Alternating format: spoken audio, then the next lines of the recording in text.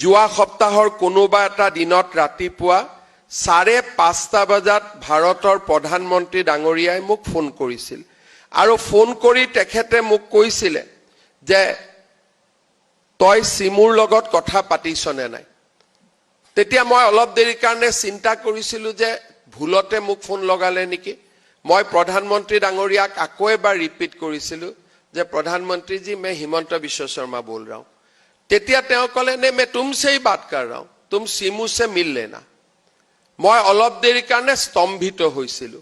जे प्रधानमंत्री डांगरियाय मुख फोन करिसे सिमुक लग पाबो दिसे मैं अलप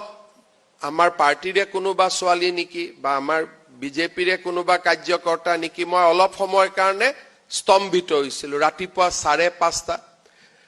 अलप देरी रखी रखी टेंशनो হৈ আছিল নাৰ্ভাসো হৈছিল কি ঘটনা কি বতৰা 7টা বজাত মই পুনৰ প্ৰধানমন্ত্ৰী কাৰ্যালয় তেওঁৰ সচিবক ফোন কৰিছিল যে অলপ আগতে মোক প্ৰধানমন্ত্ৰী ডাঙৰীয়াই ফোন কৰিছিল সিমুৰ বিষয়ে কৈছিল আপুনি অলপমান মোক জনাব পাৰিব নেকি তেতিয়া তেওঁ মোক কৈছিল কালি প্ৰধানমন্ত্ৰীয়ে ভাৰতৰ মহিলা অন্ধ